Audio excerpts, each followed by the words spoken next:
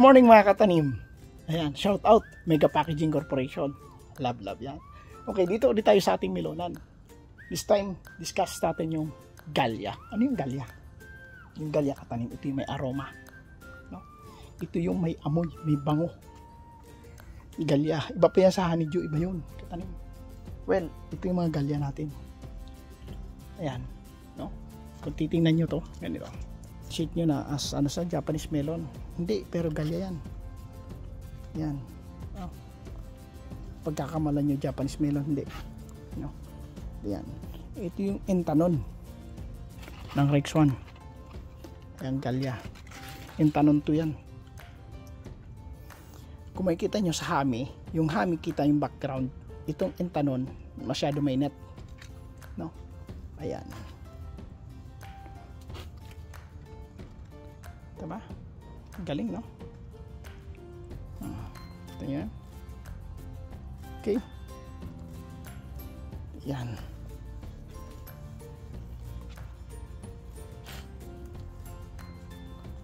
Oh, kita nyo, oh. Ano na yung dahon? Kasi napunta na lahat ang energy dito sa ano.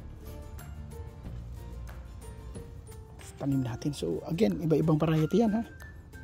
Iba-iba. Every time, iba-iba yan. Every time na tanim. Ganda nito. Hindi pa hinog. Ganda. Ito naman, iba naman to. Ito yung gusto ko ng galya. Kita nyo yan? Parang green siya. Compare dito. Yellow. Yan, yellow. Ito green. Yan. Yan ang galya, mga katanim. Mga katanim, kung i-compare natin yung galya doon sa hami, ay iba-iba. Ibang-iba, no? Kasi ang galya is bilog. Samantala yung mga hami ay oblong. So ito yun. Ito yung ating galya. Andun ang hami. Kita ba ang pagkakaiba? Bilog. Compare doon sa hami. Ha? Ano? To. Yan. Naoblong. Kita ba? Oh. Okay? Yan ang hami. Ito ang galya. Yan. Bilog. Ito yung may amoy. Mabango. Pero ang tamis, mas ano ko to na galya. Pero let's try hami. Kasi, well, mamaya magkakalaman, no? Ayan, sa susunod na video magkakalaman mga katanim. Kung ano nga bang matamis, alin ang mas matamis. Kasi matamis talaga, given na matamis eh. Yan, alin mas matamis. Ayan. O katanim ano man sa kabila, no? Nag-umpisa tayo doon sa Japanese melon dito. Balikan niyo yung video mga katanim. Nandun ang Japanese melon sana. Nandun, no? Yan. Japanese melon. Naghami tayo. Ngayon galya. Ano sa dito katanim? Tingnan natin kung ano meron. For now, gusto ko tikman eh.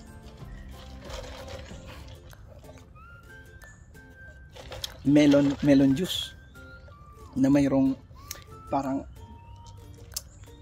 ay may tea, may ano ba? May mint flavor na tea.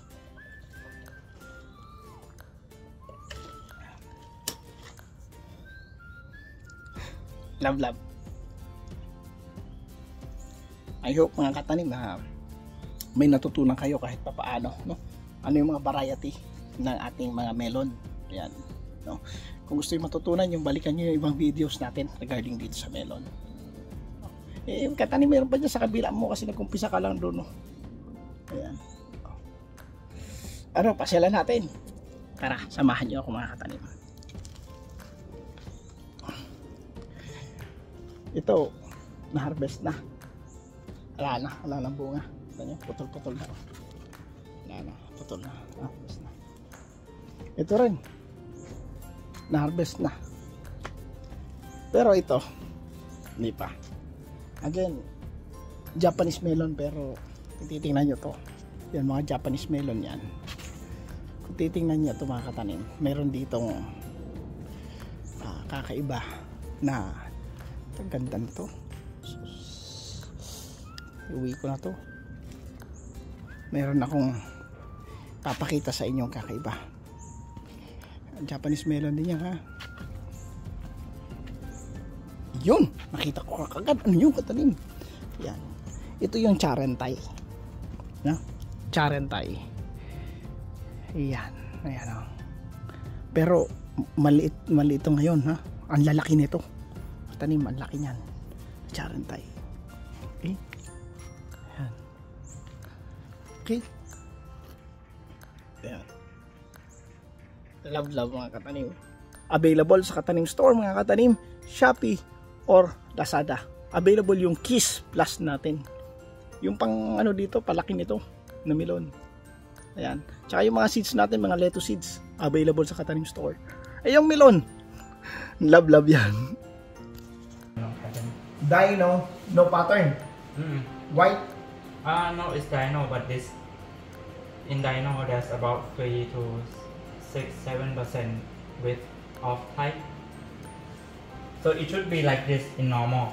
In normal, it should be like this one with the dotted one. With the, yes, but sometimes when we grow cultivate Dino type, about 5% maybe. 5% will be like white or black.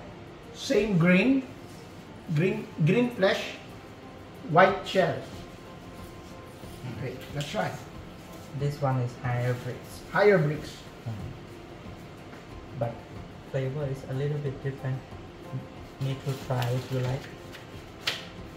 A little bit different from the first one. Yes. And let's check the bricks.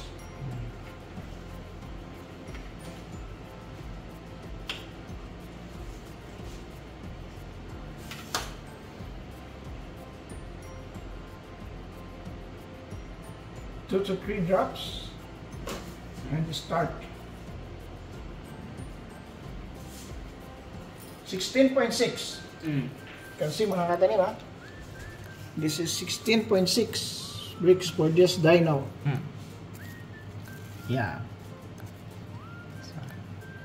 Okay, 16.6.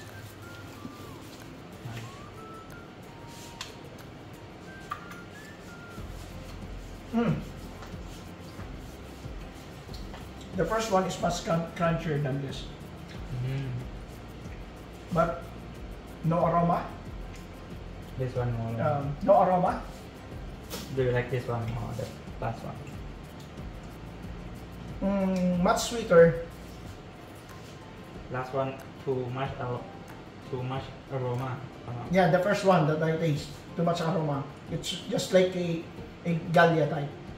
This type is like honeydew. More on honeydew side. Dino. Yellow Dino. Yellow Dino. Yellow shell, yellow orange meat. Orange flesh, yellow skin. I like this one. You like this one? Yeah.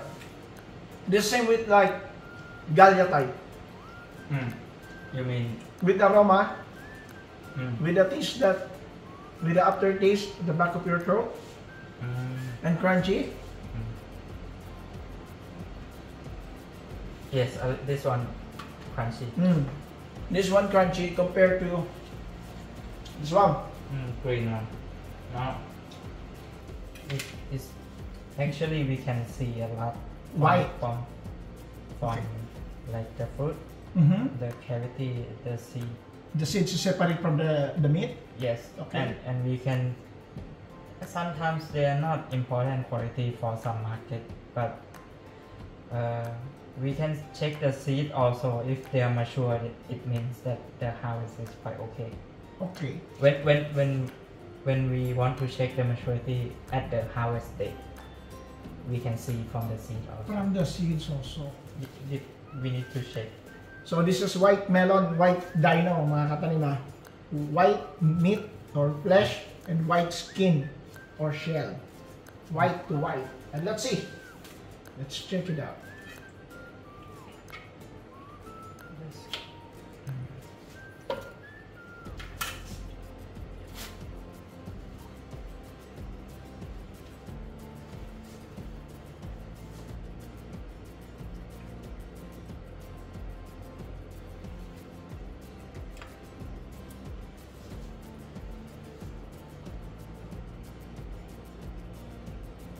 16.7. This one tastes very good. Very good. Okay. I like this one. Let's see mga katarin. Tingnan nyo to. White flesh. Okay. White shell. 16.7. Okay, tikman natin.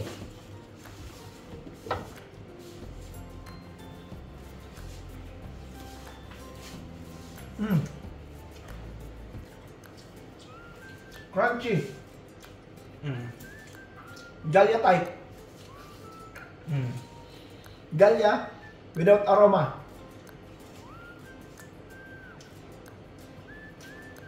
But it's not crunchy than this one. This one texture is very fine. Very fine, yes. But this one you can, when your tongue, you can feel in your tongue that A little bit sandy. yes, a little bit sandy. Like you're eating a Washington apple. Feel like pear. Yeah, yeah, you feel like this one, you know. But this one is very fine. And flavor is not. Flavor No. is strong but good flavor. I like this one.